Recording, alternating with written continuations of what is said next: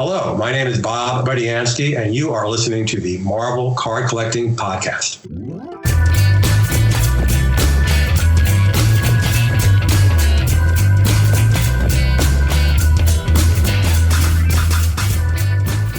Before we start the episode proper, so Norrin and I were just talking about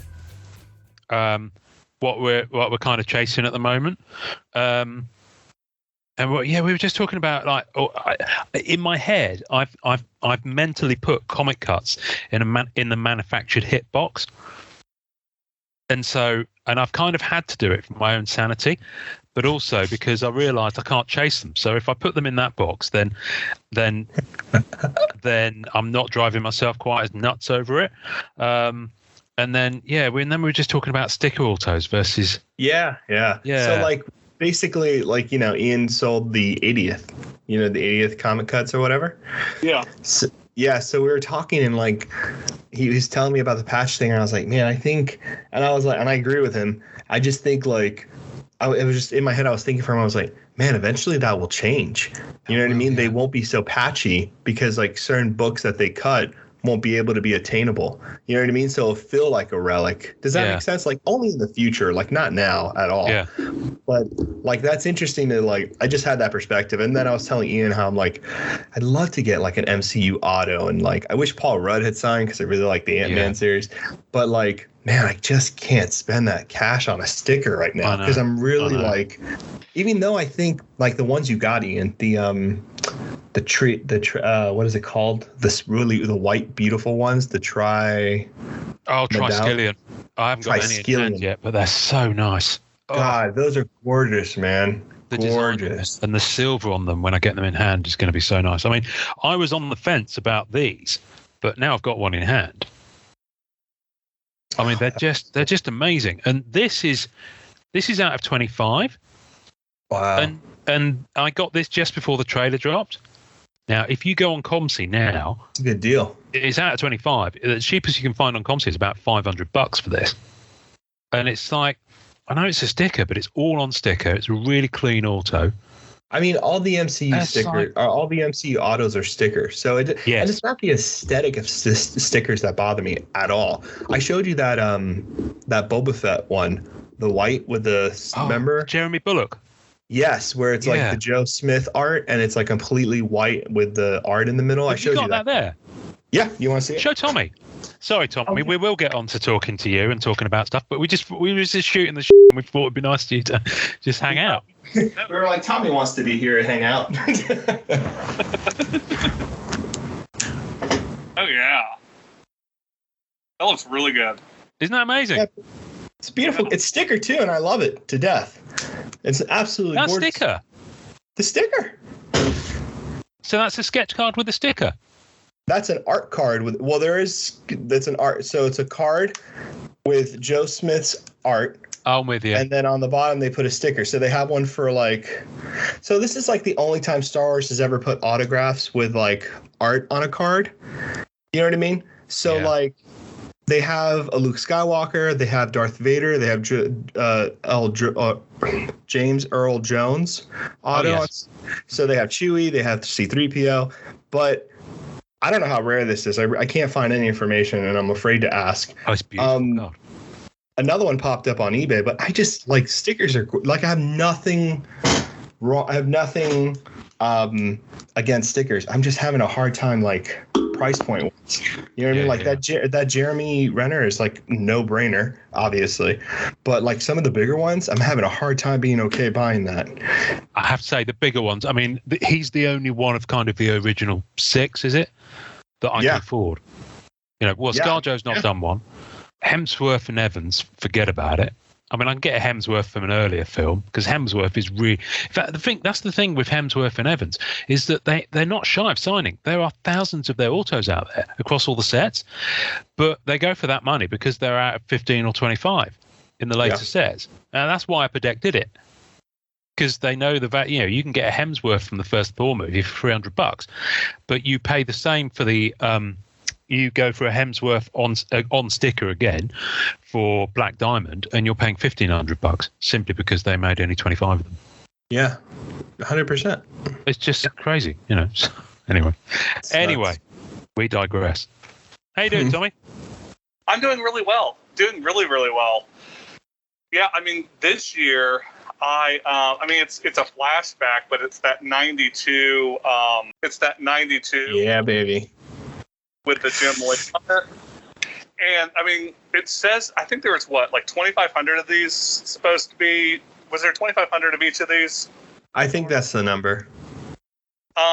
But I mean, this one has just exploded recently, and I mean, I couldn't come anywhere to affording it nowadays. Oh, and you haven't had it long, have you? No, I got it last year. This one though, this is the Liefeld one. That's right. I actually pulled this from a pack of cards. Oh. This one cost me maybe $1. What? That's a wonderful feeling. That card's impossible to find too. You see the Jim Lees here and there, but I don't really see that Kibble one often. I've got 2 of the Liefelds. I ended up finding another one a little while later. Nice. So you've got them all. That's why we can't find them. I got at least 2. I want to get at least one more. So I can give one to each of my girls. But yeah. That's nice. That's wonderful. Great card, man. I love it. Right. Wow. You know what? I'm going to start us off. Just so that we're there. So I've got all my Air stuff out. I've got some other, some like promos, the Toy Biz that I've been working on. That's what I've kind of been pouring into this year, is trying to get that 92 set complete. Cool. Nice. All right. Well, we'll get into it. I'm so excited. Right. So this one I started actually later. It was maybe like 2015 or so when I got my first one. It was the Shatterstar from the Danger Room scene, and just it was actually, I think it was Richard Wright. Yeah, we started talking about it, and I was like, well, I think somebody needs to actually complete this set, and so just started really kind of hammering away at it. I'm at about 66% done with it at this point. What set are we talking about now? I missed a step. That 92 Toy Biz set. Ah, right. Okay.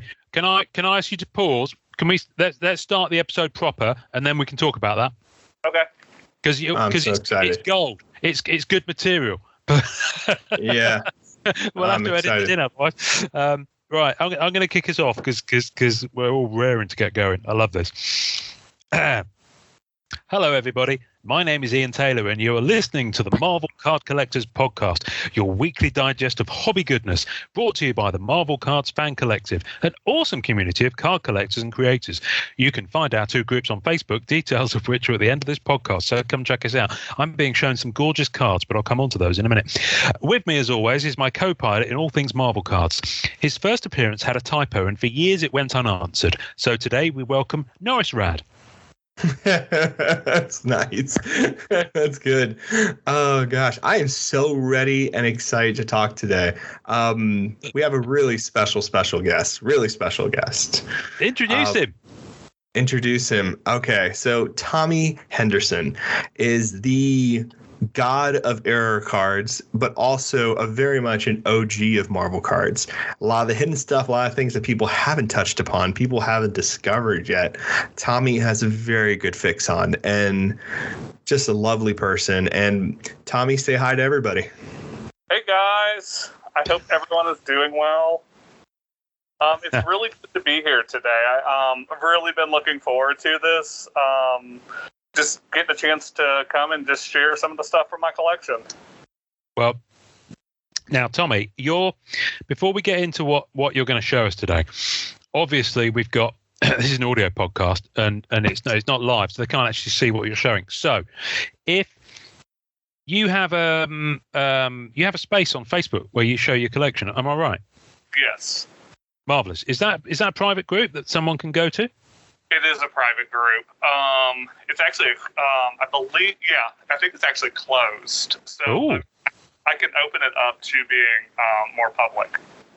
Well, I was going to say we could put the link onto the tasting notes. Okay, perfect. If you want, and then you can have it so that people can see the group, but they still have to ask to join. Maybe we could do it that way. Yes, that sounds good. Might get your numbers up. Okay. Well, it's up to you. No, it sounds good. I had actually created that group while I was in Lebanon. That was the only other time I was on the podcast was when I was over there. That's we were right. Near the Syrian border, and I wanted to just kind of keep track of my cards, and so I created that little side group to do that. So that's right, because most of your cards weren't with you, were they? They were in the States.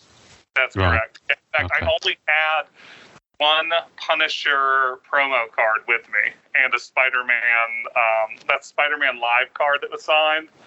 Those were the only two cards I actually had for the whole 2 years I was over there. Oh, bet those cards have got some stories to tell.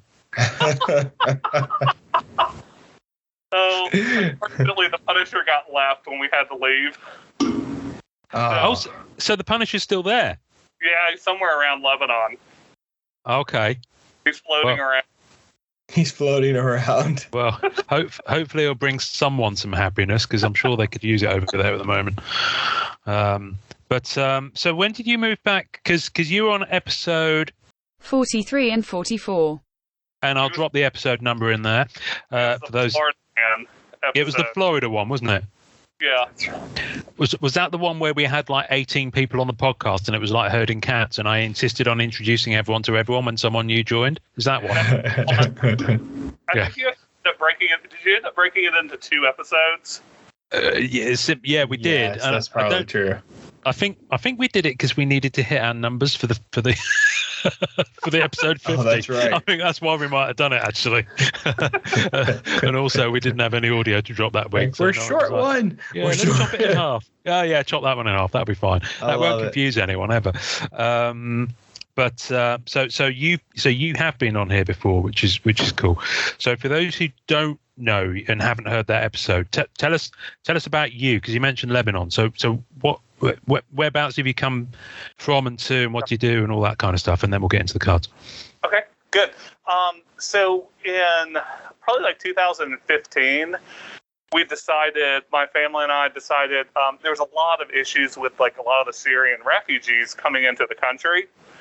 And there was just a huge humanitarian crisis, and we just decided that we really wanted to be part of the solution. And so we moved up to Clarkston, Georgia, which is just outside of Atlanta, to help these people as they're coming into the country, just take on more American values, to just feel welcome in this country. And so we just wanted them to really feel welcome here. When we got here, we realized that there was a ton overseas as well. So we started looking around, and in Lebanon, I think it's like maybe a quarter to half of the population right now is illegal Syrian or undocumented Syrian immigrants. And there's an organization that was doing a lot of work over there, so we decided to move over to Lebanon in 2018. And then when we came back in 2020, it was July of 2020, they had that huge explosion at the port over in Beirut in August. And our team, it's really difficult to do anything over there as foreigners. They don't want any foreigners getting hurt or sick or anything else.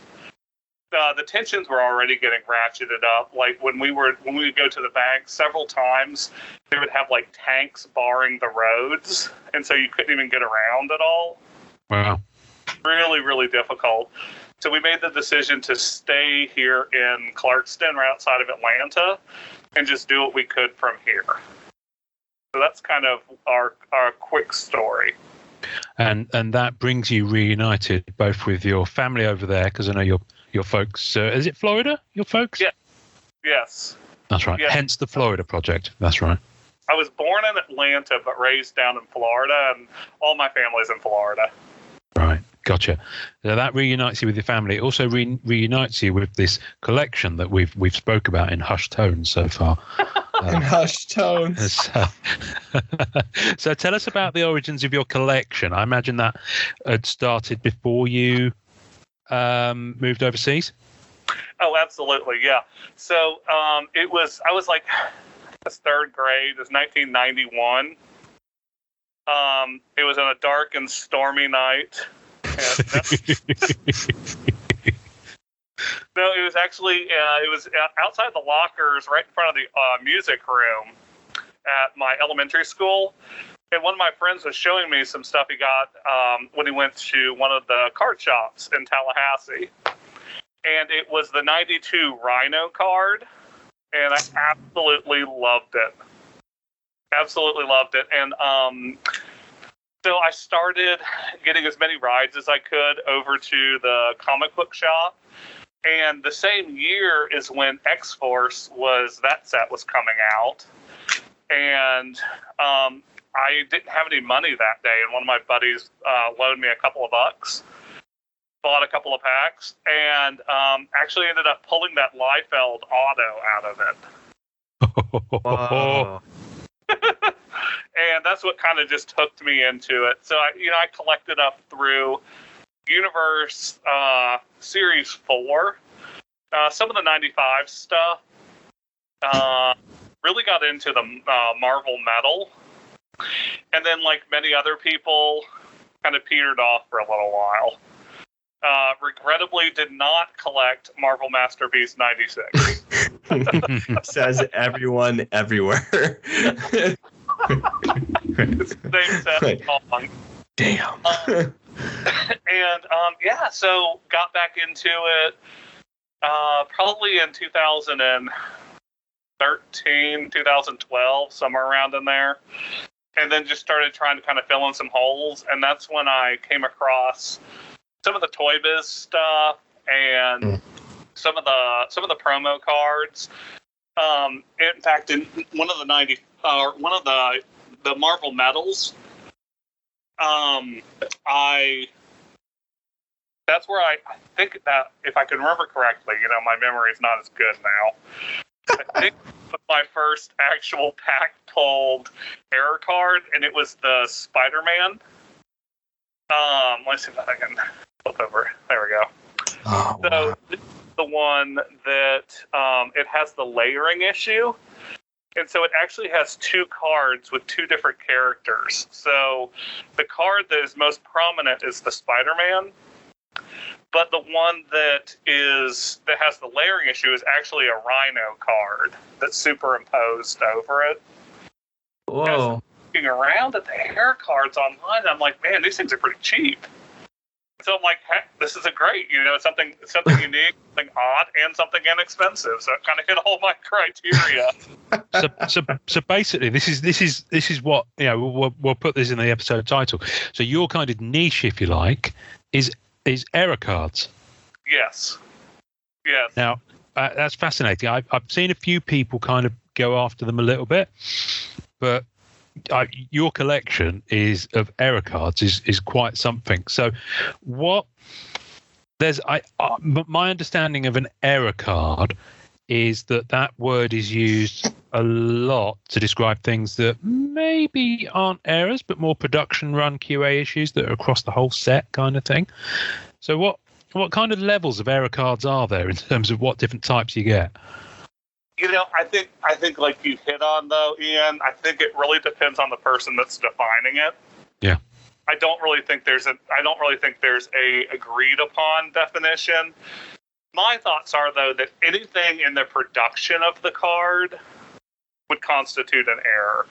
Whether that be like a crimping, whether that being like a miscutting issue, whatever it is that would make that card less than perfect, even if it was in great shape.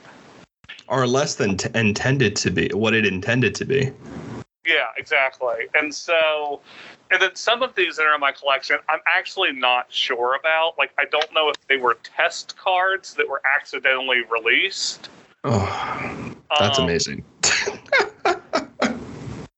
Just because of what they are, I'm like, I don't see how this could have made it into a pack. In fact, one of those is probably one of my favorite ones. It was also the only post I've ever had deleted from MCC. And it was because I didn't have a chance to get it up quickly enough. The second picture, Easy.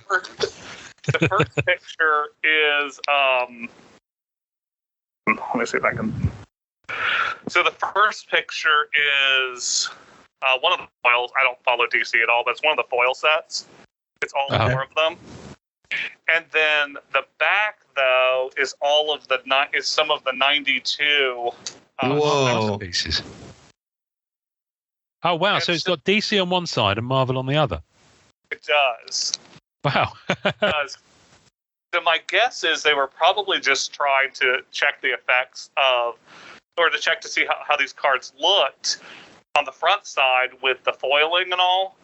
And they just threw in whatever sheet that just happened to have the 92s on the back. Yeah. Wow. Yeah, they're printed that would make sense. Yeah, they're printed inverse, and they're definitely not anywhere close to being lined up. No, and they're different. They're one's portrait and one's landscape. So that's so cool. That's interesting. That's like having a piece of like copy paper, and you just want to do a test print to check that it's lined up properly, and you just chuck in anything random. I think it's crazy too because it's on 92 Marvel masterpieces on top of all of that. That's crazy. Well, I guess that makes sense because they have like the Spectra cards from 92 and those DCs look like they have that similar effect. Yes. Interesting. Yeah, and I think I went back and checked whenever I found these and they were printed. The 92s came out before this DC set did. So yeah, I definitely think it was just something that was just left over. That's interesting. Wow. And I also shown in the those blank. They're blank on the front, and on the back they have it's from the X-Men second series. Oh yes, the Impel ones, and they're blank on the front. I'm wondering if they didn't do the same thing with these, where they were just testing out the back side. And so some of these cards in the collection, I don't know if I'll ever completely have an answer for, but I think some of them may have actually been like test run cards. Wow. I think that's fascinating that stuff like that would make its way out somehow. I mean, it makes sense to me that it does, because when I was 15, I worked at a printer's just on, for pocket money for like 6 months or so, just on weekends. And the stuff that would be kind of left over from test runs or stuff that wasn't lined up or things when they're warming up the machines, there's a lot of that stuff hanging around. And that was in the 80s in the UK. So I imagine, it's not going to be too dissimilar, although better sort of quality stuff from the printing of cards in the 90s. Yeah. That's fascinating.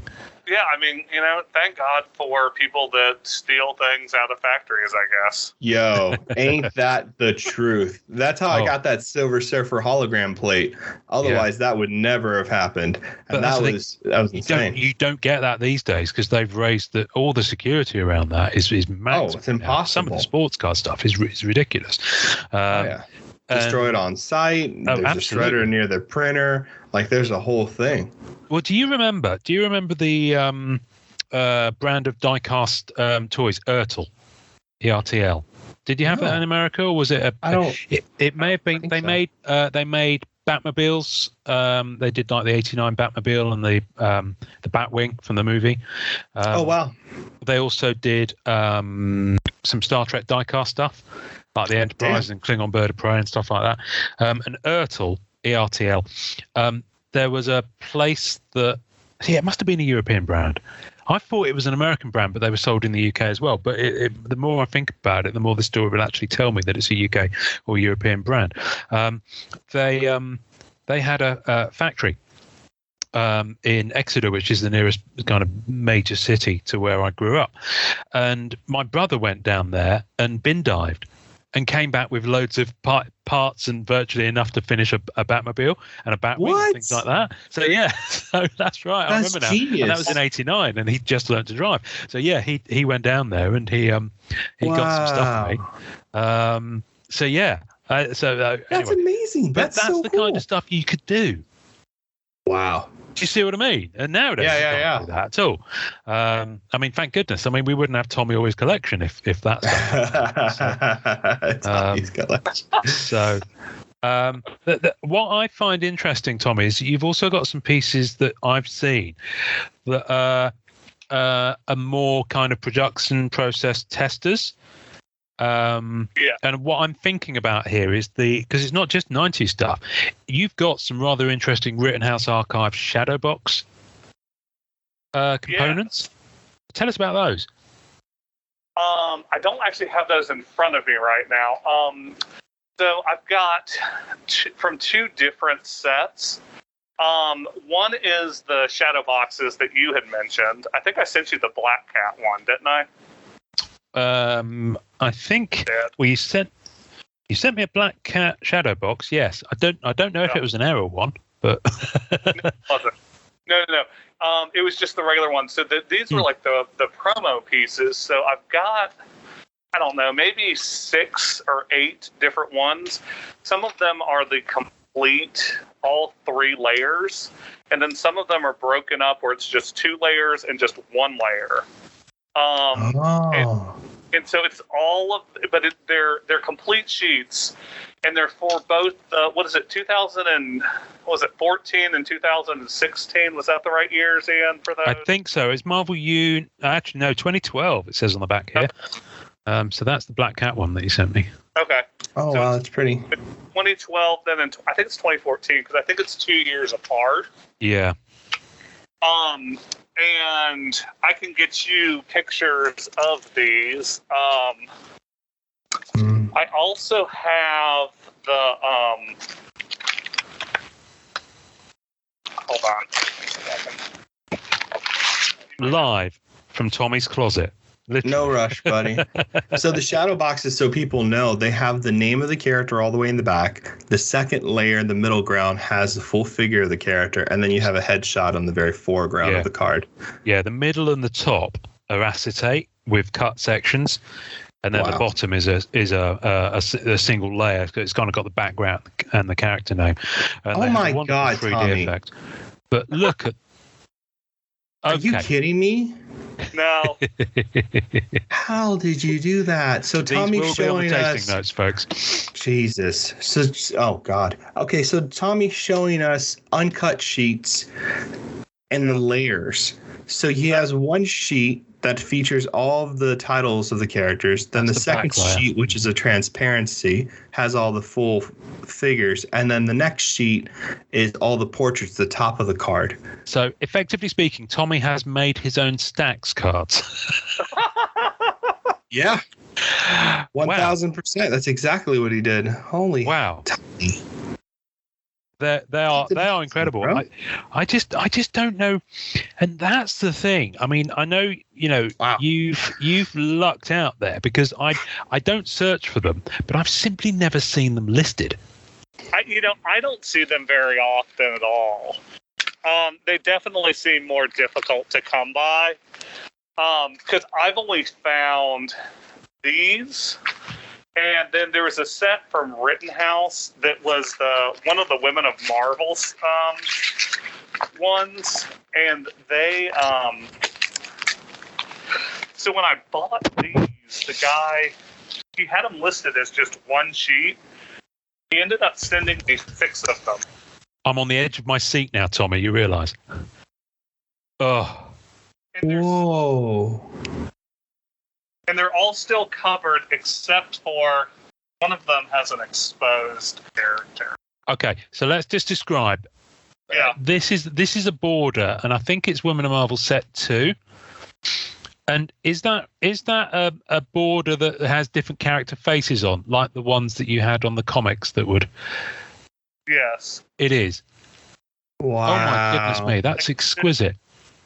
Yeah, it has Sif and Rescue. Now, all of these tabs, though, you can pull up, and you could rip off if you wanted to expose the card underneath. Whoa. Wow, okay. So, and then the best thing with this was, so the guy who had sold these to me, I don't think he really knew what he had, but he ended up selling me the one sheet for $40. I don't usually talk many prices, but and then he ended up sending me 6 of them. Oh, wow. Okay. Well, that's nice. That's nice that happened to you. That's amazing. Wow, those are really cool looking. Yeah, see, a lot of people just don't understand like production stuff yet. It's very strange to me. It's so unique. A lot of people don't really talk about it. I think it's just not hit the like. I think the people who have the production stuff very much understand it are archivists and librarians themselves, where they're keeping all this stuff historically, like Tommy and others that we know. But people in general don't seem to look at them and kind of understand the significance of them. It's very strange. Very strange to me that hasn't kind of caught on yet. Well, in a way, I guess Tommy's kind of glad that it hasn't caught on yet. we could always never air this episode, Tommy, if you keep it. I'm a little bit nervous with some of this. I'm like, Well, the thing is, even if it did catch on, there's so little of it out there. Yeah, and it's not gonna. It's not like I could decide to go after it tomorrow and acquire, an equal collection. I mean, your stuff is really, special stuff. Unique, yeah. Yeah, and that's one of my criteria in, like, if I'm gonna, I don't spend a lot of money on my collection. We just don't have as much to do that. But when I do see like 1 or 2 things a year that I'm like, man, that's what I'd really like to go after. It just makes it worth it. That's awesome. So yeah, I mean, I don't have a huge collection, but the stuff that I do have, I really, really love. I really do. Tell us about your current quest then, because we touched on it just before we started the episode proper. But what you've been going after recently? I know what you've been going after, but folks listening might not. Yeah, so this started kind of when I got back into collecting. So maybe like 2013 or so. I was on eBay and I saw this Shatterstar card from the 92 Danger Room panel, which for me as a kid, man, I absolutely love this set. I love the great set. I love the artwork on it. I love the borders on it. I mean, everything on it just screams like 90s, and I don't know, absolutely love it. Yes. And it was actually one of the few sets I ever was given, and my grandmother gave it to me shortly before she passed away. And so the set really does mean a lot. And then I saw this Toy Biz card. I was like, what is that? Because I never really got into action figures at all. Just wasn't part of my niche. But then I was like, I don't know. I love this set. So I went ahead and bought the card. Then fast forward to this group, and I got to meet Richard Wright. Talking one day, and as this group does, it tends to increase what you're collecting. We were just talking, and I was like, someone needs to put together this set. As we were just talking through it, and I was like, I think I'm going to start doing that. So I just started like hammering away at it. I'm about, I think I'm right now at about 63 of them. 63 Whoa. of them. So definitely been making some progress. Some of these cards are in really, really rough shape. As they can be. And then some of them, like the, the Deadpool card. The Deadpool one's almost in perfect shape. Wow. I think I paid 25 cents for it about 2 weeks ago. So is this the Jim Lee X-Men Series 1? Yes, it is. Right. And so for those who don't know, this is a version of every card, but with the Toy Biz stamp on the back. It is. That was only available in action figures. And randomly, too. Yeah, and there do seem to be more cards that seem to be more prevalent in the secondary market as I've been watching it. Interesting. Some of the lesser known characters are actually more difficult to find from this set. I actually have 3 Wolverines right now. Nice. So I mean, I don't know. It really is. It's very, very random. Like, so with the action figures, they would just put one of the cards on the back of it, like, behind the action figure, but like mounted on the board. But you couldn't see it, could you, if you were buying this? Barely. You could see bits and pieces of them, but they so some of them are damaged because of the glue where they attached like the plastic outside of it. And then sometimes, unfortunately, they taped the cards in there. So like my team from the middle, that's it. I have one. There you go. I have one. Polaris. Do you need it? Do I need it? Card 27. It's yours if you want it. I actually have that one already. If you want it as a trader, you're welcome to it, because it literally is doing no good here whatsoever. No, but I was going to say Richard Wright may actually need that card for him, because in that case, he's doing the same series. Oh, is he? In that case, I will shut up. I will put that back, and I will speak to Richard, a fellow countryman of mine. So all I've got to do is open the window and shout, and he'll hear me. Wow, Tommy, that looks, man, there's something so special about these cards. I really love these cards. I came across it was like 40 of them, PSA 10s at a card show. Yeah, I was at a card show and I was looking at Marvel stuff, and it was, I put this on a video, and I was walking around and this guy just had like 40 or 35 of these things lined up, all 10s. And it wasn't any of the big characters, but it was like most of the set. You know what I mean? Like there was a Beast, a Jubilee, Domino, Lilandra, like beautiful cards, like gorgeous cards. How many are there? And there's 100. Yeah, there's 100 in the set. But from what I've been able to gather, I don't think they did the checklist. Right. See, that's the big thing I keep hearing too. Everyone's dying to find the checklist. I don't think it exists. I wouldn't doubt it. Yeah, I mean, if you've been looking this long and you haven't found it yet, odds are that it doesn't. There's a guy actually here in Atlanta that's selling this set right now for about $2,000.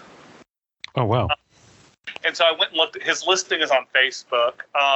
It's also, but if you look at the back of his checklist card is not stamped with Toy Biz.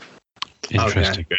That's what also leads me to believe that there is no actual Toy Biz checklist for this set. Yeah, because the checklist has got Cerebro on the back, hasn't it? Yeah. Unless you find like the uncut sheet, then it might. But I don't think they would have put that in a toy. You know what I mean? Yeah. I don't think they would have put that in a toy. So are those quite a tease, those have staples on stamps on the back too? The ones behind the 92? Oh, those are the Nelsonic. Are they promos, the Nelsonic ones? Yeah, so the Nelsonic ones I only have 2 of. I will not go through the insanity of trying to put together this set. So where did you find the Nelsonics? Like, how do you find those? Are those also in action figures? This one, the Polaris I found, the Polaris was, I think that one was from eBay. The Banshee I got from Richard Wright, but they were originally put out as like accessory. They went with like a watch, and so if you bought a watch, it was like included in that or in that packaging. Interesting. Now this kind of mentally brings me full circle. Do you remember Bob Budiansky? Yes, of course. Our friend and Marvel editor and creator and all-round lovely guy. He is putting together or working on a book at the moment about this set. And I remember he posted in the group asking if anyone had information about promotional stuff or anything like that. And someone posted a picture of that watch on the comments of his post. Okay. So I will make a mental note to go back to that post and digging out the picture of that watch, because that surely is where that card would have come from. That's pretty amazing. Now, here's a question, because I have that set here. I just have the regular set, and I think I am going to be keeping it. I don't think it's going to go in my card purge, although I'm much more of a Spidey guy. It had 5 holograms, that set. Did they come in the Toy Biz? No. Interesting. That's what I've always heard too. I heard it's not the holograms because the holograms were printed on a different sheet than the Toy Biz. Yeah. So I think that's why. I mean, my understanding, and Tommy, you have to correct me if I'm wrong because you know more about this than I do, of course. But the way that they did those Toy Biz cards was they printed off a few of the uncut sheets, stamped Toy Biz on the back. You know what I mean? Like, as you can see, like in your collection, you have some stamps that are harder than others. Like you have the lesser ones and the harder, deeper darks. Yeah, I'm imagining that's just the difference between two different uncut sheets, right? Yeah, I would think so, or just where it came out in the run. This one is actually my strongest stamp that I've seen. See, I wonder if that was like, so like what I've started to notice here is like the stronger stamps tend to be at the beginning of the production line because I feel like it's similar to sketchographs because they have the embossed stamp on them, and the embossed stamped on the sketchographs that seem to be more detailed when the artist did lesser detail ones later on. It seems that those were stamped first and their definition is at a higher quality. Yeah. I'm assuming that's a guess. The one thing I've always wanted to know is how many sets did they actually run? That's been a question I've had. Because I think you have to look at the production of the toys, right, and try to figure that out. Yeah. I mean, there were an awful lot of those toys. I mean, how many figures were there, though? In the series that had the Toy Biz thing? Yeah. I actually don't know the number. Because I'm thinking there wouldn't have necessarily been 100 different figures, would there? So you're talking about, you could buy 20 Wolverine figures, for example, and end up with 20 different Toy Biz cards in the back of it. Yeah. So. Yeah. I honestly, I have no idea how many different ones they did in each run. It must be a fairly high volume. I mean, the thing with these is that you've got a couple of things working against you here, which might explain the weaker character aspect of not finding them as much. Is that the weaker characters, kids might have opened those and been like, tossed. Yeah, going. I don't care for that, or just it just got used as put it in your bike spokes, or used as a bookmark, or to jimmy the lock on the rec room, or whatever it is, or you give it to the fat kid that no one talks to. So I got loads of those at school. Speaking of that, I have like a few. Damn it, you took my joke. Great minds think alike. But that's interesting. And also, but the figures, there's an awful lot of them that people have kept sealed as well. So I guess it's similar to, sealed boxes, especially the newer limited product like Marvel Masterpieces.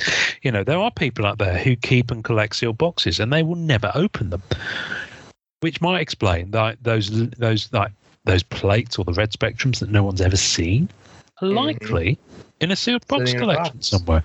Yeah. So, who knows? I mean, have you ever actually decided to go after the figures just to get, even if it's a, beat up but still on card kind of affair?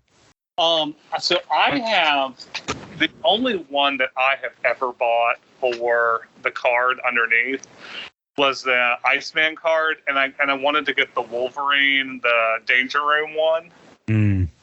Smart. Because for me, that card seemed to be one of the hardest ones to find, and the guy, he wanted next to nothing for it, and so I ended up just giving my kids the Iceman after I got the card out, which they probably lost.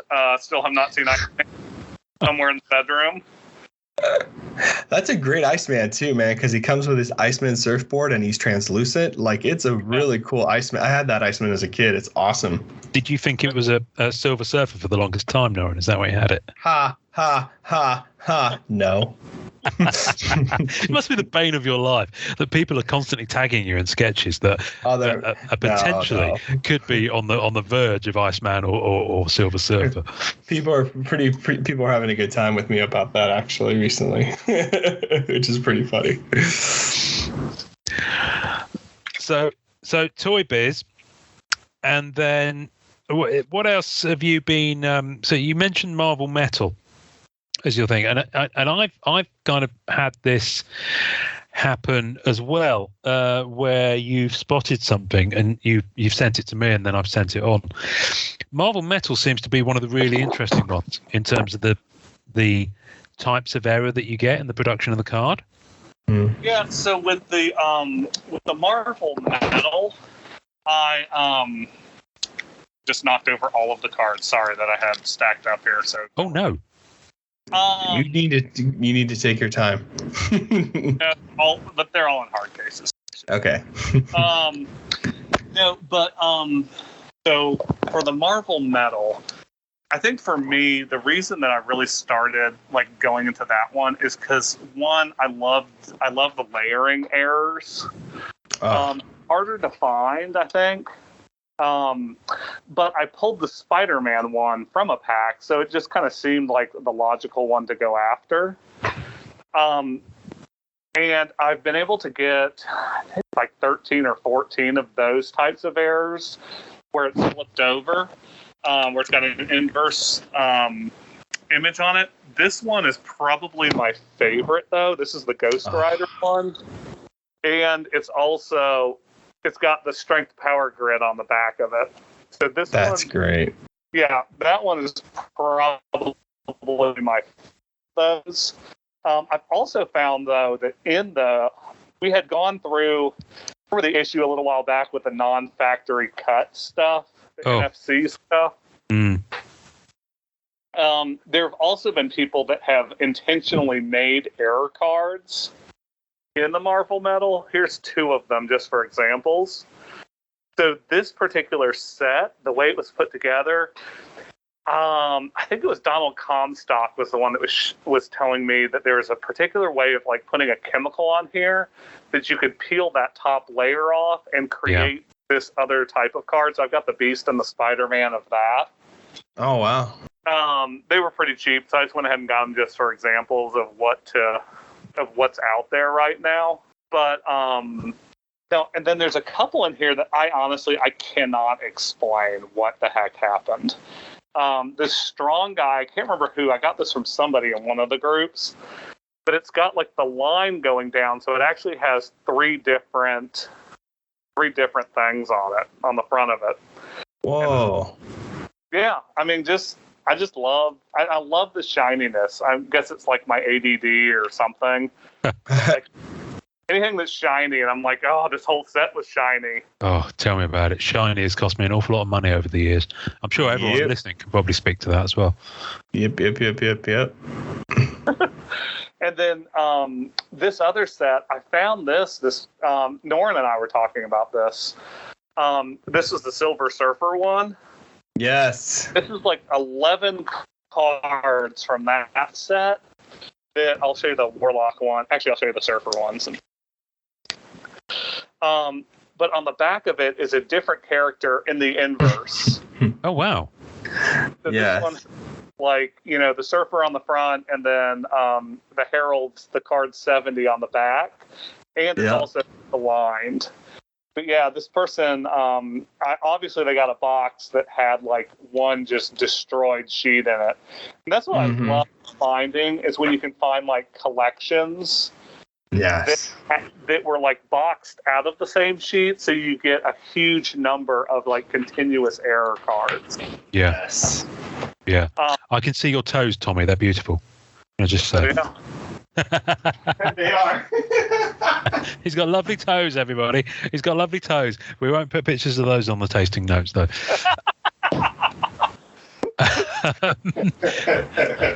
So I'm I tell you what I'm fascinated by is that I know you're one of the people that goes after these, and we did do an episode on them, is promo cards for stuff, but specifically for comics. And I know you go after these as well.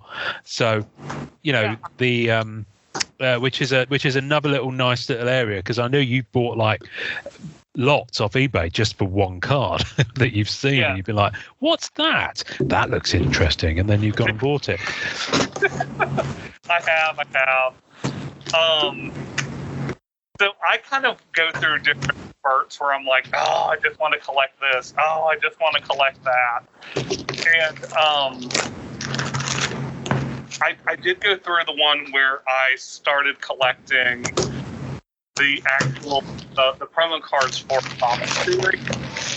Probably one of my favorites is this one. This is from.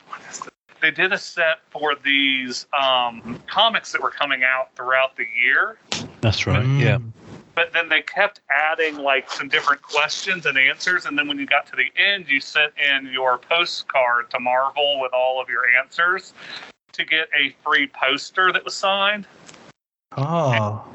And this was the comic that they announced the winner in. So, Oh wow. I would love to actually get one of those signed posters though, because I think there was 10 of them that was given out for that particular set. Wow. So yeah. The other ones that really, these were the ones for Acts of Vengeance, and they were hard to find. There's 5 of these, and then I jumped this Evolution 4 one in here. Or I'm sorry, there's 4 of them.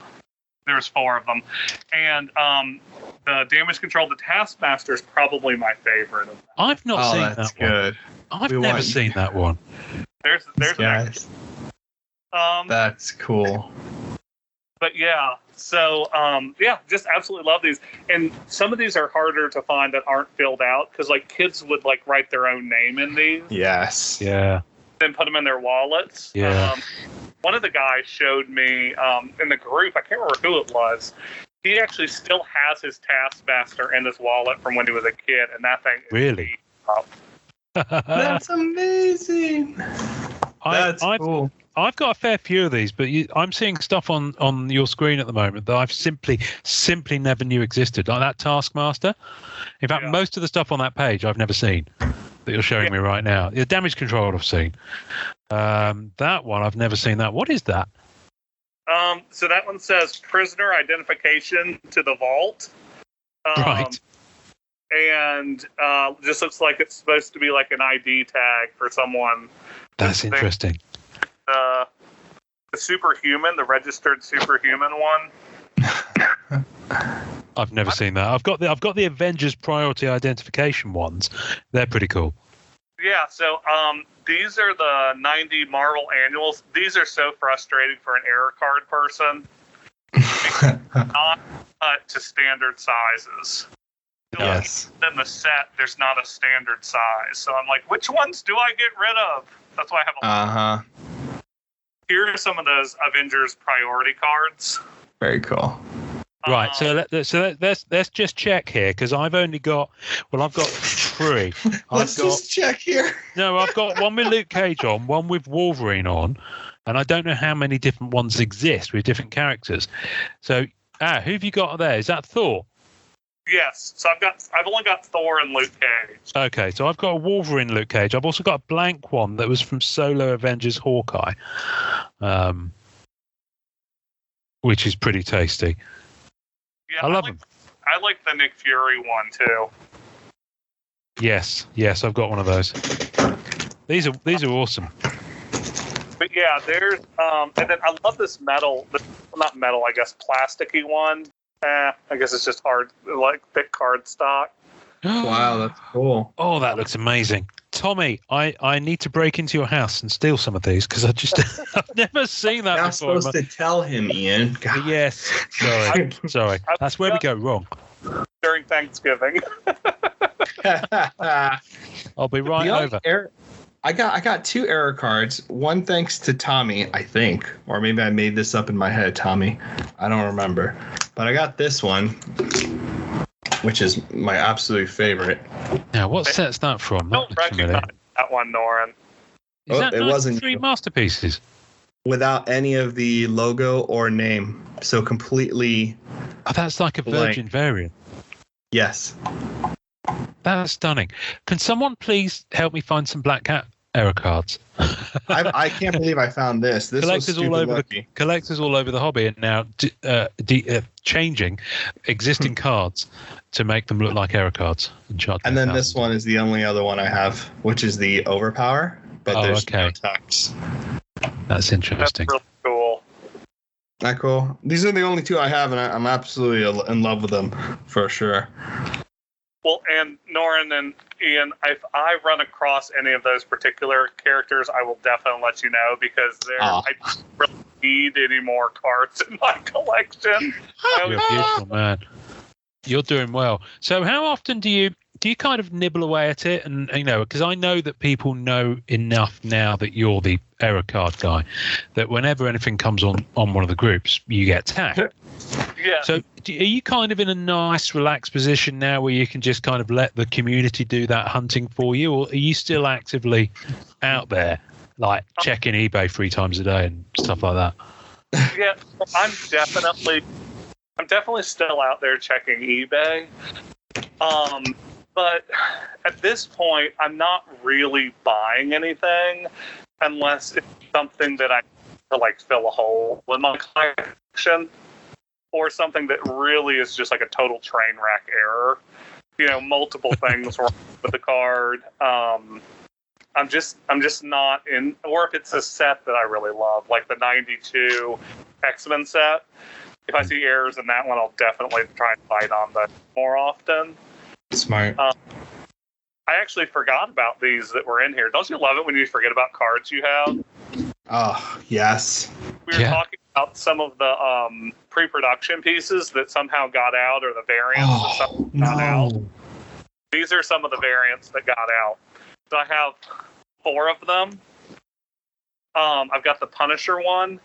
And if you look, the coloring is off on it. Yes. But where is it?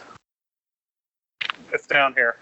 Like on the Wolverine one, it doesn't actually have the black lines. And the trademark is in a different place. Interesting. And so these 4 cards, I was at least told by the seller, were actually squirreled out of the facility where they were printed. And so, these are some of the ones that this one's also, this is sorry, Norrin, this is a Silver Surfer you're probably not going to get.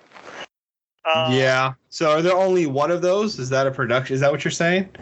Yeah. So these are production things. So if you look at it, the trademark is in a different area. Also, let me see the 2. Yeah, the 2 is different. Yeah. So which one's the rare one? So this one over here on the left side. That's what I thought. Okay. Move your camera over a little bit to that side, Tommy. There we go. Because it was only half in frame. Wow, that's amazing, man. Norrin, are you? I can see Norrin's feeling a little bit faint. He's swooning. I'm on eBay now. I'm just looking. Hang on, you're always on eBay, aren't you? You're like that's the Matrix, so true. You're plugged into it. Let me see your Captain America. Which one? Okay. There's Cap. And let me see the rare Cap. Oh, sorry, that was the rare Cap. Yeah, so the rare one is on the left. I get it now. I'm with you. I see it now. Okay, that's fine. I don't care. This is great. I've learned something here. I've learned of a different thing that exists. Because I don't think of, when I think of error cards, I think of like big production runs and things like that. I don't think of it in terms of these promos that were given away in comic shops. But of course, why wouldn't it exist in that kind of production of those cards? This is fascinating. Yeah, and like these, so these were this was another one from the same set. This one is actually cut wider than the other ones are. So this is almost round, but it's cut almost a quarter of an inch or so, cut wider. Maybe not a quarter of an inch, maybe an eighth. And so, I was trying to slide this one into a penny sleeve, and I realized what had happened to that card, and I was that's kind of an accidental. You didn't know what you had. No, that was part of a set. That was part of just a lot I had gotten. I was just going through it and trying to put them all in penny sleeves, and realized I was like, oh my goodness, this one's actually cut wider. Wow. That's really cool, Tommy. Sounds like a lot of the higher end Marvel Masterpieces ones that people can't fit into one touches because they're just a shade too high, I think, or something like that. Yeah, didn't someone find a fix for that by setting it to by getting the BGS? You instead of using a one touch, you use a B. No, what's the brand? B something. Oh, you're right. It's not BGS. Whoops. It's BCW or something like that. That's it. Yeah. So if you go for a one touch from a different company, which is fine unless you've got OCD like me, you'd want them all the same. It's just I'm just trying to describe to folk what we're seeing here. Tommy's just scrolling through the most comprehensive collection of promotional cards for sets I've ever seen. You've got the Universal Studios ones, which I simply don't have. I mean, you can't get them over here at all because obviously we're in the UK and Universal Studios wasn't here. Those prototype Marvel Universe 92, they're kind of, a lot of people don't, everyone knows about the Marvel Masterpieces 92 prototype cards, but it feels to me like the Marvel Universe ones are a little bit of a hidden secret. There's even a bigger hidden secret, which is the 1990 Marvel Universe. And then 1991 Marvel Universe as well. That was my video that everyone was like, why are you making that face? But no one could read the difference. But that's fine. I'm not bitter. To be fair, even after you pointed out to me, I still had trouble seeing. Hey, man, I'm not going to explain it to people. The other thing is the 1991. Oh. The 1991's Marvel Universe has a promo too. Oh, which is right. That's really dumb, right, Tommy? The promos from 91 that came in the cellophane pack? Yeah. It's so stupid. So check this out. So let me show the viewers because I want you guys, the differences. There are other differences, but like the main one for the Surfer, well, the main difference period is the 1991 that's up in the corner of that series is not bolded. The numbers are not bolded, and that's the cellophane pack. Those are the ones that are the promos. But on the back, there's also a notable difference where like the S in silver is touching the head of Silver Surfer's profile picture in the promo.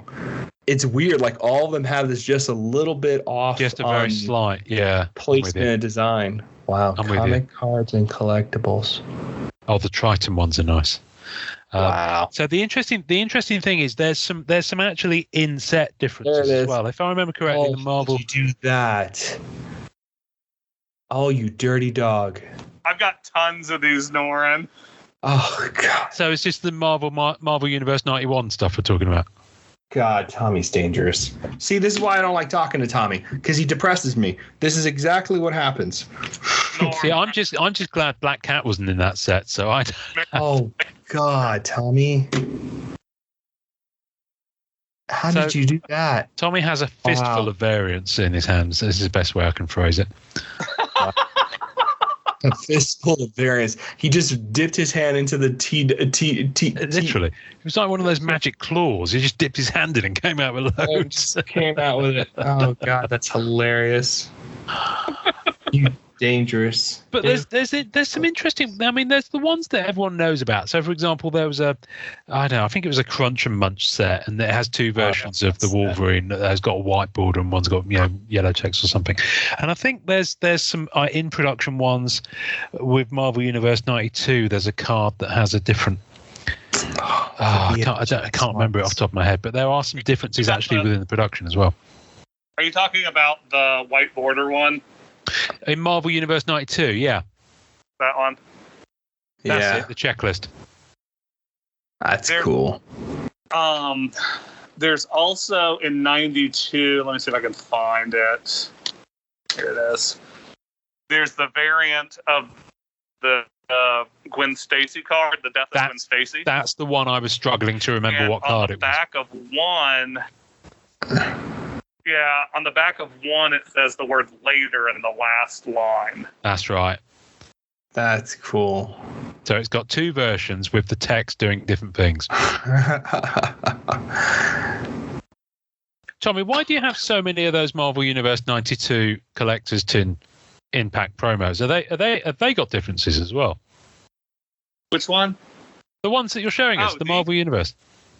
Sorry, I forgot where my camera was pointed. That's all we can see. No, I had honestly, I just had a bunch of these that were left over for when I was ripping packs back in the day, and I just decided to fill a page with them.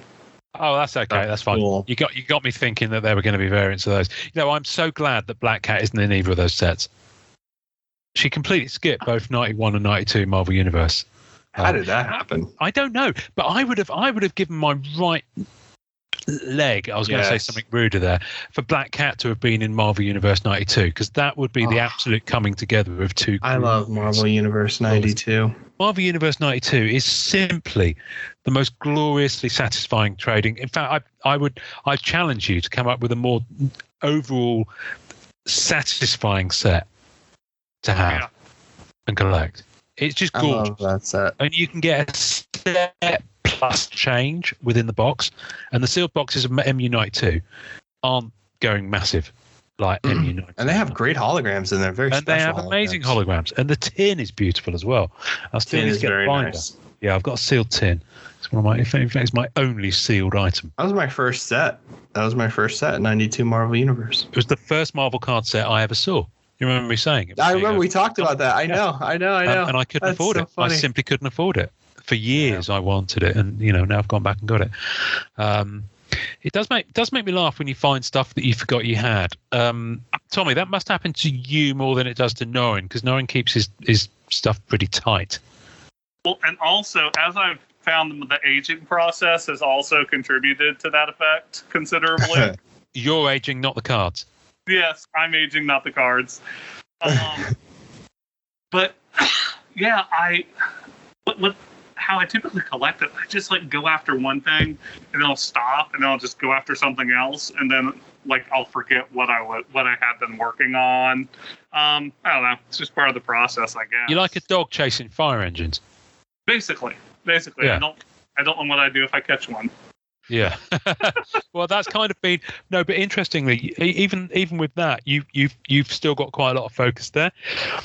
But that's been my focus generally for the last 5+ years, and I was but on a bulk scale. So I was ending up just going after too much, which is why I've been massively just trimming back at this point. Because there comes a point when you can't do that, and even with focus, I'm having trouble choosing, as we talked about just before we started recording. So this is crazy. So Tommy, obviously a lot of this stuff is kind of older. I'm not going to say the word vintage, because we've talked about our views on vintage and gold and silver age and of card eras and things like that. What's when you look at the current scene with new sets? Because am I right in thinking you don't really go in and buy new stuff? Yes, that's correct. That's probably partly because of sanity, and also because of cost, yeah? That's exactly right. Yeah. So my thoughts are I would rather just go into stuff, and I also have a good understanding of where the prices are with things. And I mean, it just helps me complete stuff I already have. I was contacted recently about buying some newer set errors, and I just didn't know enough about them, so I passed them on to somebody else. Yeah. Because even though they're errors, doesn't mean that I collect them. There's so many different things. I don't know how prevalent certain errors were in later sets. I do love the artwork, though. That's one of the reasons I love scrolling through the feed on and doing the weekend pickup post. It's just seeing all of this great artwork and all this great product coming out. But honestly, I don't know enough about it to be purchasing it right now. No, well, that's fair enough. So for those who there's some bonkers stuff I'm seeing here. I don't know what half of it is. So I'm for those who don't know, so in MCCW, Tommy is one of the moderation team. Does a fine job. Thank you for your service, Tommy. Every week on a Saturday, you do a post that's called The Collector. I love that. And it literally is a picture of that character called The Collector. In fact, you have one main picture, but then someone knocked up a composite image of different appearances of him, which I love. And then and you leave it open for what, 2-3 days? Once a week you post it? Yeah, and it's for people to post their pickups and hits, yeah?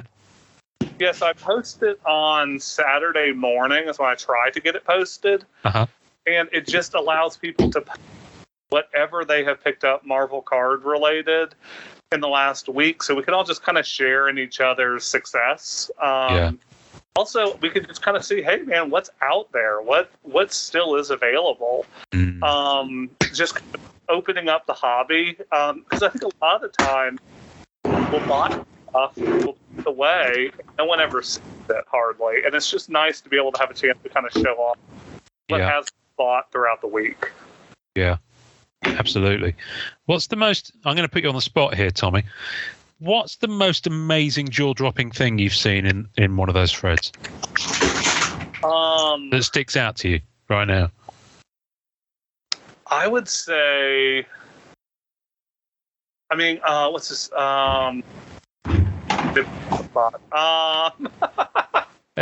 So I don't really put you on the spot. I just thought, is there something that sticks with you in your head? Because sometimes, some weeks it's bonkers. I have to turn off the notifications on it because there's so much stuff that people are like sharing.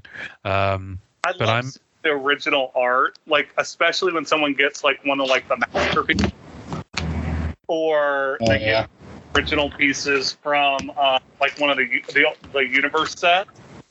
Yeah.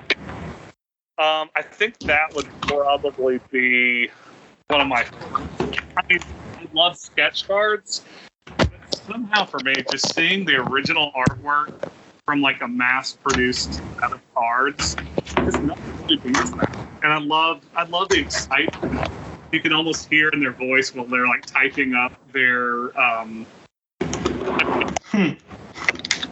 For me, that's the biggest. I love that.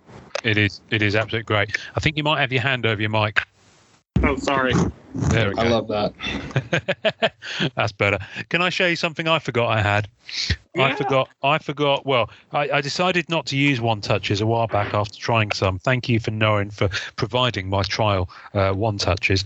But then I realised I had a spare Black Cat bronze PMG, so I thought, you know what, just to display it, I'll stick it in one of these One Touches. Awesome. And there she is. So yeah, I actually happen to have two of those, and then I found a regular base one that I found, so that's kind of just nice display. They just look good in there, man. Right there. They do, don't they? Oh, I've got the back of that one there. There we go.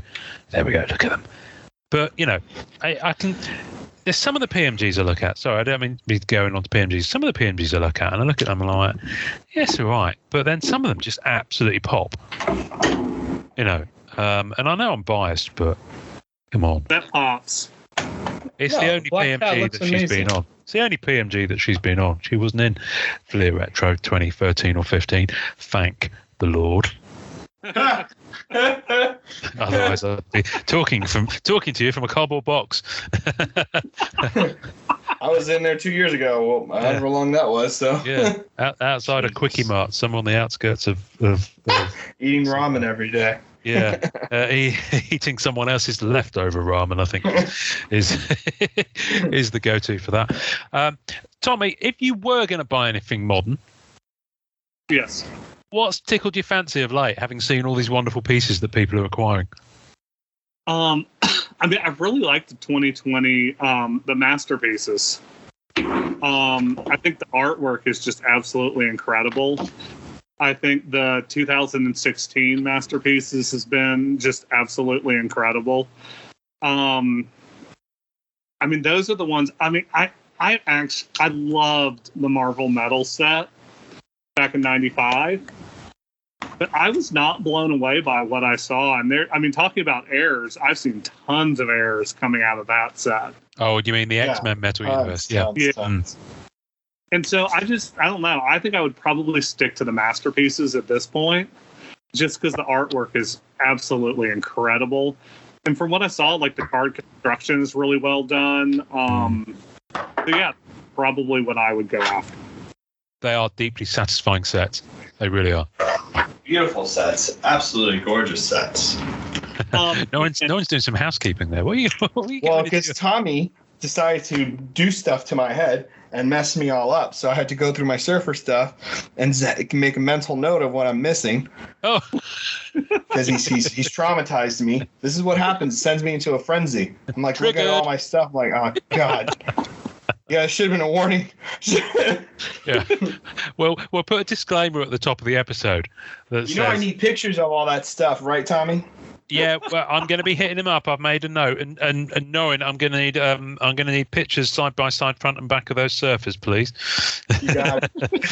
Tommy, I don't know if you know this, but Ian and I have been like wanting to plan a kind of like a character club, like collectathon look at our list series, like on IGTV, and like get together and just go down our list, which we're doing soonish. So we're both kind of like, oh God, there's a bunch of stuff I don't know.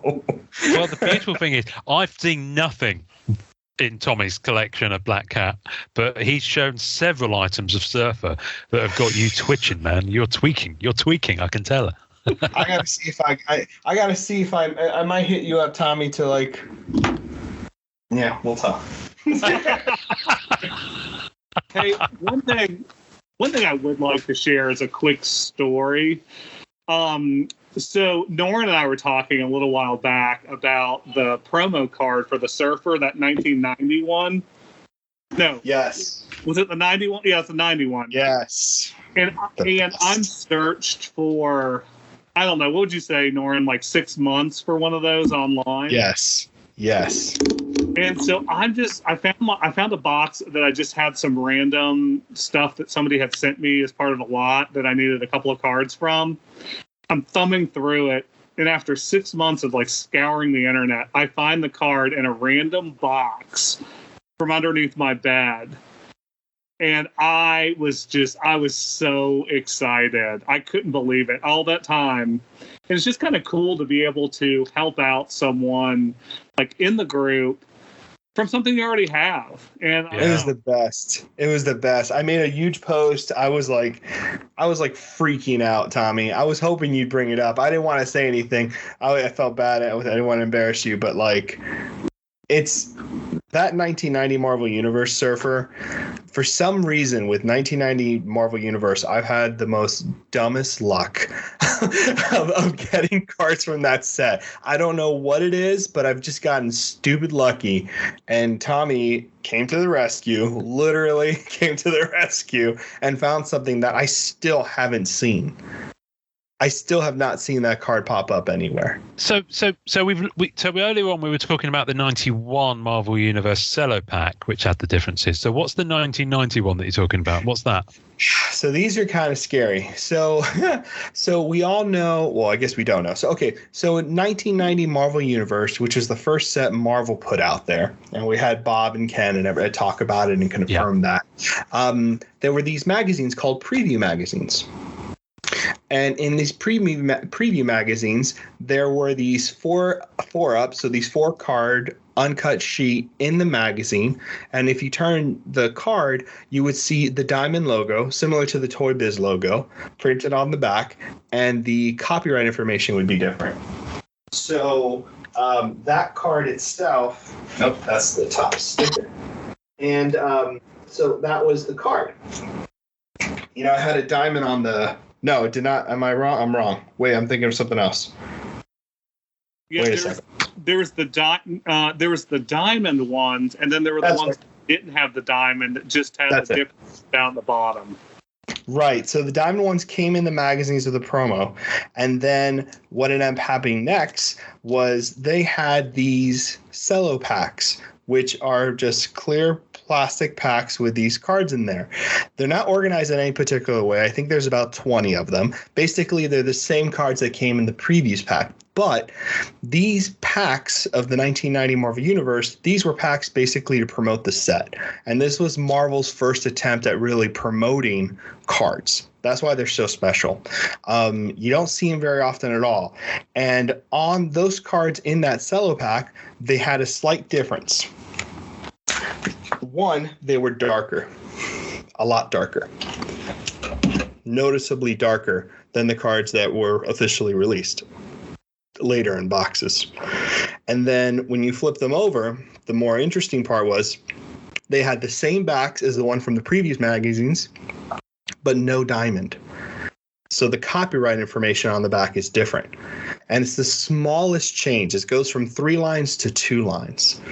And it's a huge difference. It's more historical in the sense that those cards are basically like the very first promotional material Marvel put out for Marvel cards. Yeah. Which is why I've never seen. I didn't even know it existed until somebody told me about it. And then Tommy, like a boss, came in and found one and hooked me up, which it's stupid lucky because I keep looking and I can't find any. I just can't find them. Painfully can't find them. Wow. I feel like we're living in the TVA here. There's all these variants knocking about. Running around. We got to prune them. prune them as long as they get pruned into Tommy or Noren's collection. And we're good. That's how we're keeping the timeline singular. Is after there we go. You're in Tommy's collection. Yeah, Tommy, you're king. I want you to know that, Tommy. I don't think you realize that, but you're more king than the collector, bro. We're protecting the sacred timeline. There you go. It must be protected. It must be protected. I work at the TVA. You got one of those sticks that makes people disappear. The pruning stick. Pruning stick. Is that what it's called? I can't remember now. I need to rewatch that show. Are you up on your MCU watching, Tommy? I am. Well, okay. I have not watched the what ifs yet. Nor me. But I stopped with Loki. So yes, I've seen everything up to Loki. Awesome. I'm really looking forward to. I'm looking forward so much to Hawkeye. Yes. That should be pretty fun. Yeah. I can't wait. I can't wait for that. The trailer's just brilliant. Yeah, it's really funny. I'm excited. I'm excited to see what they do. The Spider-Man one, though, that's the one that still got me going. I am really excited. Oh, Spidey 3. What's it called? Yeah, No Way Home? No Way Home. I think it's going to just be incredible the way they're. I'm hoping they bring in the previous Spider-Man and just blow it wide open. I think trailer 1 was fine. I think trailer 2 is going to be where they drop that sort of crumb, and people are going to go absolutely crazy. Yes. Yeah. And that'll be the thing where people are like, "Whoa." Because already people are intrigued. And that's the kind of thing they'll drop maybe 6 weeks before the movie comes out. Yeah. I know how these people's minds work. I know. They're looking forward to that deeply. I think Spider-Man is probably one of my favorite characters. As everyone knows, I love Archangel, but I think Spider-Man, he's so iconic for me. The story of the awkward kids struggling and then all of a sudden like helping other folks out. I don't know. It just doesn't beat that. No, I agree. 100%. Plus, he's got great female side characters. This is probably one of my favorite cards that I have. This production piece. So this one came from the VP of one of the organizations. I'll have to look it up. I have the whole printout from it. It came from his collection, and there's only a number of these out there, and the back of it's actually signed by Stan Lee. So what is it? So it's a pre-production for a set of cards that never got released. But it's a printing plate. Yeah, because Topps had the rights for it at the time, and so I can't remember which company this was. I think it was, which was the one that went bankrupt a little while back. Pass. Impulse, Fleer, Skybox. I have no idea. It may have been Fleer. And they had this. This came from them. It was never produced. Wow. But So it's got a picture of Spider-Man on it, but down at the bottom, instead of its name, it's got 0001. And here's another one of it. So there's at least three of these out there. Somebody from the group has the other one, who will remain nameless. Because I saw that one a little while back. But yeah, Spider-Man, I don't know. There's just something about him that... No, Tommy. No. You don't get to just continue conversation like that after showing those cards. Sorry. You don't just talk naturally like nothing happened. Okay? How dare you, sir? I'm having trouble computing what I've just seen, and we will put pictures of those on the tasting notes. But those are incredible. I mean, only one of them is signed by Stan Lee, but I mean, even without that, that's such a unique item. Yeah. Oh God, I'm so mad at you right now. I've got one from another rival organization that can't be shown on that can't be shown in the group, but it does feature Batman, and so I have a sneaking suspicion that there's a Superman out there as well. Please tell me there's a Stan Lee signature on the back of that Batman. That would be hilarious. That would be absolutely wonderful. I think that would possibly break the internet and most people's sanity if they saw that. How does that compute? Tommy, sorry, over your shoulder there, is that a picture of you and your beloved on your wedding day? I can see on the wall. It is. That's a really sweet photo. It just keeps catching my eye. And I keep seeing it and going, because I'm soft like that. Now, on the other wall, I have my pictures of Nar and Spider-Man.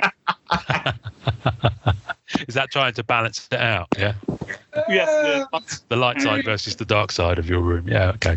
Fair enough. This is Tommy's man cave. We're getting a real glimpse into the tower of Tommy here, or whatever the expression is. I think it's fascinating that Marvel Masterpieces would be your go-to, and I think that's an exceptionally wise choice. May I just say, no love for the 2018 in there. I noticed. I mean, so I'll tell Simone. He won't mind. He's a big boy. He can take it. I would. The issue that I come up with some of those is some of them, I don't know, they just seem to be, they may be harder this much later to go after. And so maybe the more released stuff I could get a little bit easier. Yeah. Exactly.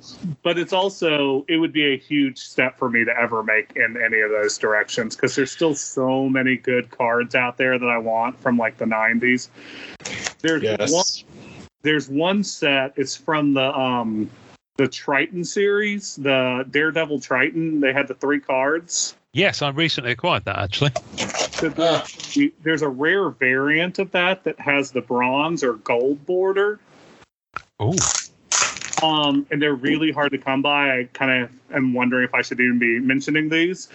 I'm still trying to track down one of them. I have two. We can always redact it. No, you don't need to. Love it. And I have those. They're somewhere. They're in another box. I don't know. But yeah, they have like a gold border on them. So what you had to do is you had to, I think, collect a certain number of the regular issued ones and then send them in. And they would send you one of these cards. Okay. So this is like a forerunner to the EPAC kind of accumulator and redemption system. Yeah. But in physical form. Yeah. So wow, interesting. Have you gone digging in one of your boxes? I've got it somewhere around here. That's okay. That's all right. We'll find a picture and put it on the tasting notes. That's fine.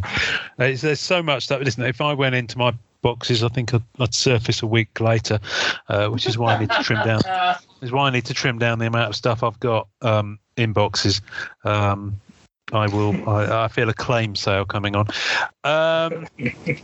Tommy, this has been absolutely marvelous. I'm going to kind of wrap us up if that's okay with you. Yeah.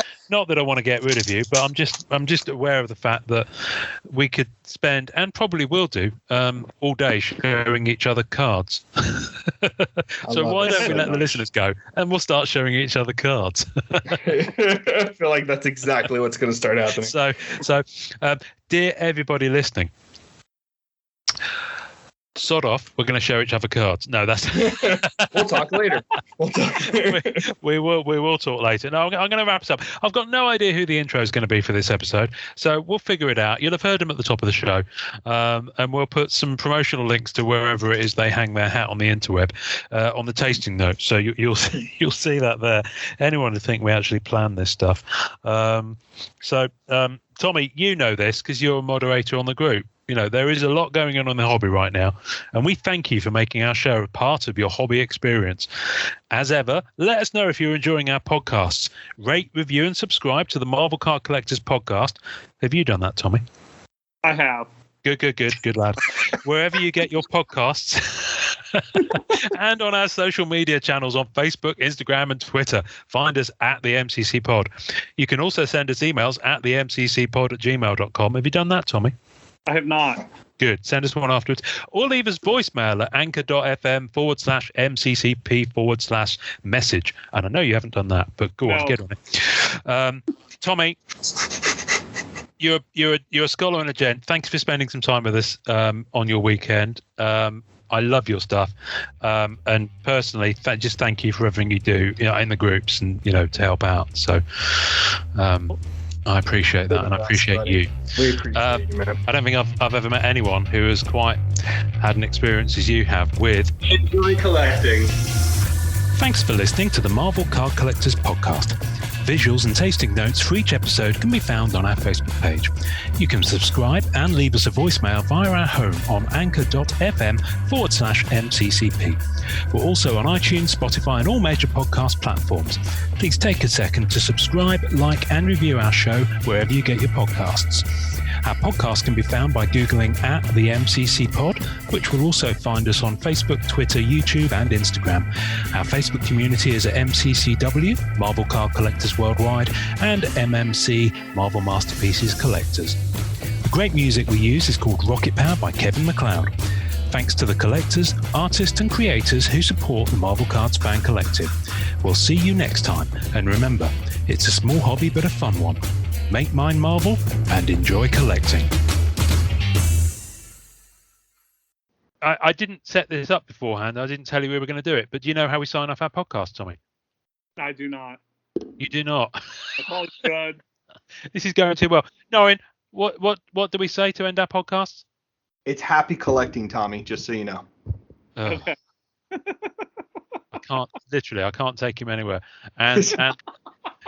And the fluffy thing on the end of Norrin's phallic microphone has just fallen off. So that was an amusing visual for me. Sorry about that. Excuse me. If no one else. What's going on? It's enjoy collecting, Tommy. Signing off, buddy. Wait, what? I'm sorry. What? I kind of lost y'all there. Just go ahead and say enjoy collecting. Enjoy collecting. Done. Oh, maybe that was painful. I'll edit that to make it better. No. Leave it in. That'll actually work. I'll leave it in. We'll put some Benny Hill music beneath it. That'll work. Thanks, guys.